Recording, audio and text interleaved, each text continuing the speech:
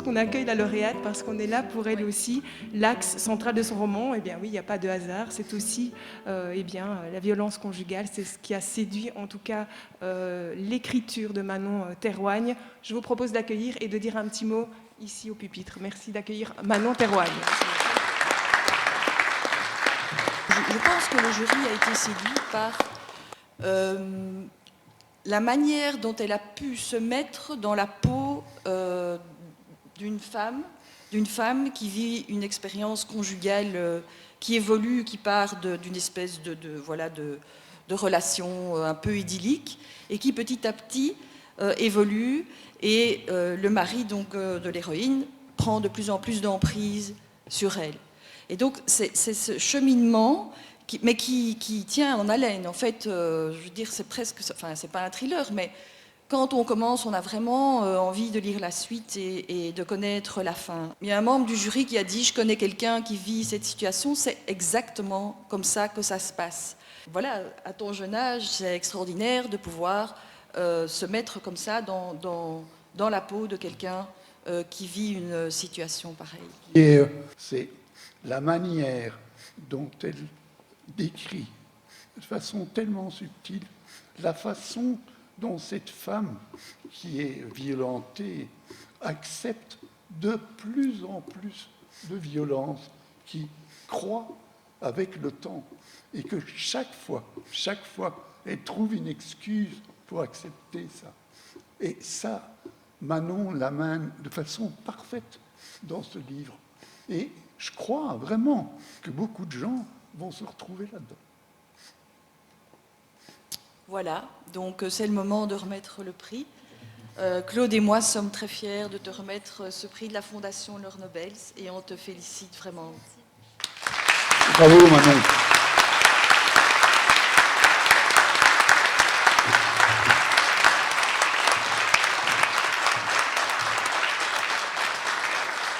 Il y a quelques jours, j'étais sur l'île de la Réunion. J'ai eu la chance et l'immense bonheur de pouvoir être sur cette île de nombreux mois. Une expérience hors du commun, différente de tout ce qu'on a l'habitude de vivre. Tant de choses me traversent l'esprit en ce moment, tout se bouscule. Pourtant, je me surprends à me poser et j'ai le sentiment que cette expérience me fait prendre conscience de l'infinitude du monde et de l'immensité des possibilités. Comme un signe, je me suis retrouvée à effectuer ma dernière année d'assistante sociale en pédopsychiatrie. J'ai accompagné des mamans, des femmes. Leur histoire singulière et pourtant si étrangement ressemblante m'ont touchée et ont permis que je puisse avancer en quelques mois. La vérité est qu'elles m'ont appris plus sur la vie en quelques heures qu'en quelques années. Leur courage, leur persévérance, leur douleur, leur résilience, tout cela m'a traversée. J'ai su que j'avais fait le bon choix d'écrire et de les écouter, que j'avais fait le bon choix de raconter une histoire qui ne m'appartenait pas. Comme un écho des paroles qu'on n'entend pas, des choses qu'on ressent, j'ai pu comprendre. Elles demandent simplement à sortir de ce cercle vicieux. Mais qui les écoutait? Qui les écoute? Des témoignages resteront gravés dans ma mémoire à jamais, leur regard qui se scelle au mien comme un appel à l'aide, leurs yeux fatigués et abîmés. Triste réalité, j'aimerais la changer. J'ai su à l'instant où je les ai rencontrés que mon rôle était de les accompagner, qu'elles puissent prendre conscience, qu'elles puissent partir, du moins essayer. J'ai le souvenir tenace de cette maman. Elle m'a confié un jour « Je l'aime encore. Il pouvait me battre toutes les nuits, tous les jours que ça ne changeait rien. Je l'aime de tout mon être, malgré le fait que j'ai été violée, brûlée, agressée. Je l'aimais tellement, si vous saviez. » Ce discours glaçant et poignant est pourtant la réalité de millions de femmes maltraitées. Oscillant entre peur, amour, culpabilité et honte. Comment les accompagner? Comment être disponible pour les écouter? Comment les faire sortir de cette emprise? Comment être là, simplement? J'ai écrit ce livre lorsque j'avais 19 ans. J'en ai 21 aujourd'hui. On pourrait penser que les choses ont changé, que les choses ont évolué. Je l'espère, j'ai envie d'y croire. J'ai envie de croire que plus aucune femme ne puisse être violentée, méprisée, tuée par le simple statut d'être une femme, une épouse, une fille, une sœur, une amie. Il y a de ces rencontres qui nous bouleversent, qui nous touchent, qui nous transforment, qui nous marquent. Il est parfois de ces rencontres qu'on n'oublie pas, qui changent le cours d'une vie. Il est parfois de ces rencontres qu'on qualifie de signes. Cela a été le cas pour moi. Au bon moment, au bon endroit, j'étais prête à les accueillir et à les recevoir, dans leur entièreté, dans leur singularité, dans leur inconditionnalité.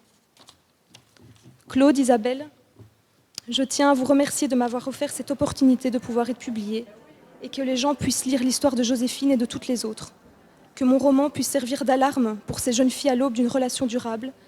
Que mon roman puisse servir à toutes ces mamans du monde, qu'aucun de leurs enfants ne subisse de près ou de loin des violences qualifiées d'innommables, d'impensables. En écrivant ce livre, je n'ai pas seulement voulu témoigner de la réalité de Joséphine, mais j'ai voulu témoigner de la réalité de Laure et de millions d'enfants et de femmes qui vivent cela chaque jour dans la plus grande obscurité. Que la violence intrafamiliale ne soit plus une réalité trop souvent côtoyée, mais qu'elle ne devienne qu'un vulgaire mot.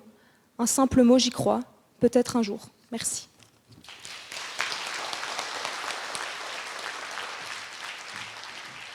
Tu n'es pas encore aussi loin dans ton cursus scolaire. Là, tu termines tes études d'assistante sociale. Qu'est-ce qui est le déclic qui fait que tu t'intéresses à cette thématique-là? C'est vrai que lorsque j'ai écrit ce premier roman, donc à ce moment-là, j'avais 19 ans, j'étais en première année d'assistante sociale, c'était le premier confinement. Et en fait, avoir entendu à la radio un présentateur dire il est interdit de sortir, mais il n'est pas interdit de fuir.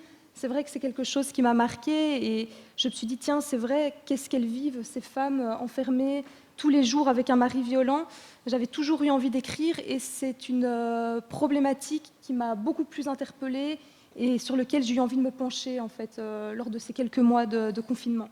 Alors Claude l'a dit, dans ton écriture, dans la manière de décrire certaines scènes très violentes, on pourrait croire que tu t'es documenté, que tu as rencontré ces femmes. Tu l'as fait maintenant dans ton Erasmus, comme tu l'as expliqué à l'île de Réunion, mais à l'époque, tu ne connais personne qui a subi cette violence. Alors où puisses-tu cette science? Où est-ce que tu vas chercher ton texte? Mon texte. Mais c'est vrai qu'à ce moment-là, je n'avais jamais travaillé ou vu ou vécu une situation similaire. Donc c'est vrai que c'était un peu, en fait, ça m'est un peu tombé dessus, surtout que je n'avais pas forcément le projet immédiat que mon roman soit publié. Donc je n'ai pas, quand je l'ai écrit, j'ai pas réfléchi plus loin, en fait. Surtout qu'à ce moment-là, j'avais 19 ans. Je pourrais presque dire que lorsque je l'ai écrit, il n'y avait pas d'arrière-pensée. Ça s'est écrit tout seul. C'est seulement là, aujourd'hui, où il est publié, avec la maturité que j'ai pris, où je me suis dit, OK, je l'ai écrit il y a 2 ans, mais maintenant, j'ai envie d'en faire quelque chose. Maintenant, je sais qu'il pourrait servir d'un outil, d'un support qui pourrait aider des mamans, justement, victimes de violences conjugales, à qui j'ai pu le proposer lors de ces rencontres, qui peut servir à des amis, à l'entourage, en fait, à tout le monde, entre guillemets.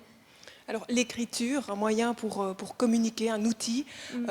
Tu as 11 ans, je pense, la première fois que tu écris un livre. Aujourd'hui, l'écriture fait partie intégrante de ta vie. Tu vas continuer à écrire? Oui, bien sûr. Après, j'écris un peu tous les jours, que ce soit même pour écrire des discours, des lettres. C'est pas forcément tous les jours sur le roman. Ici, c'est vrai que je suis dans l'écriture d'un deuxième, mais il y a quand même une bonne pause qui a été faite. Je suis pas dessus vraiment tout le temps, mais au final, j'écris quand même tous les jours.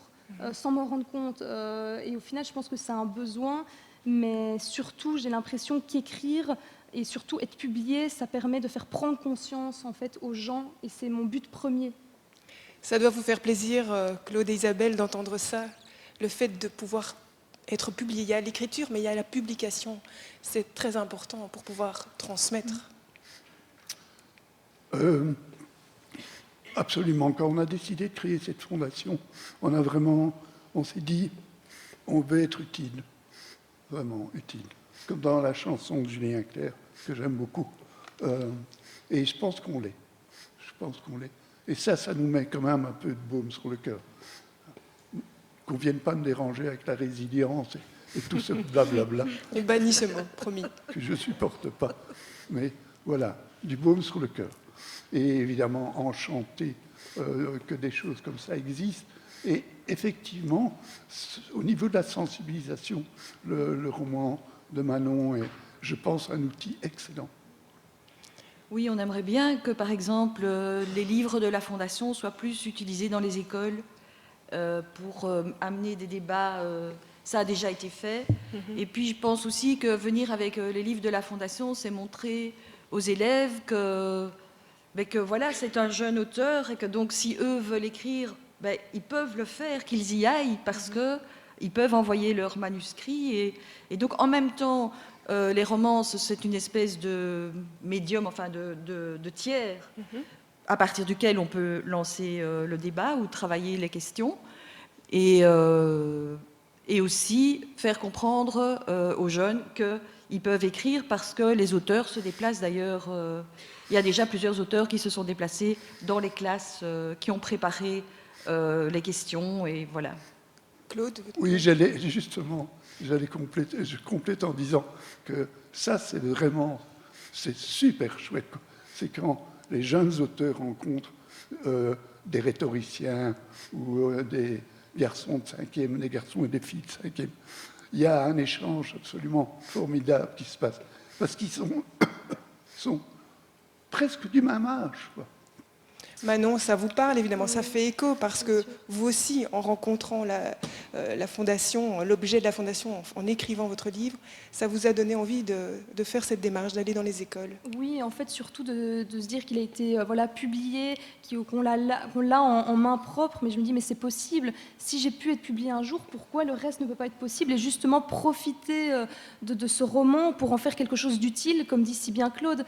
Et même au-delà de ça, ce qui est génial, c'est que j'ai eu beaucoup de retours d'amis et même en fait de personnes que je ne connaissais pas, où elles me disaient, généralement des filles, qui me disaient « Oh, mais j'ai déjà écrit un livre, mais j'ose pas me lancer, j'ose pas le proposer. Comment tu as fait? Est-ce que tu as des conseils? Ou là, je rêve d'écrire un livre, mais je sais pas par quoi commencer. » Et c'est chouette parce que je me dis « Mais allez-y, lancez-vous, n'ayez pas peur. » Justement, c'est une expérience incroyable justement de vie.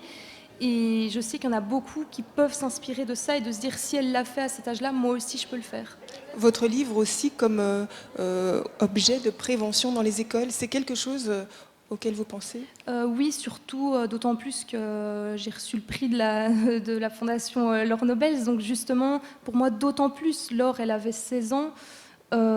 J'aimerais bien faire de la prévention dans les écoles à partir de 15, je dirais, que le livre soit lu à partir de 14-15, mais disons 4e secondaire, jusque la réto, parce que souvent ce sont des jeunes filles ou des jeunes hommes qui sont à l'aube d'une relation durable, et c'est là que la prévention doit être faite, justement. S'il y a des enseignants dans la salle ou des directeurs d'école, Il y en a. Manon est encore là tout à l'heure. Merci beaucoup en tout cas, Manon. Merci à vous deux également d'avoir été avec nous. Merci à vous tous. Merci, Marie.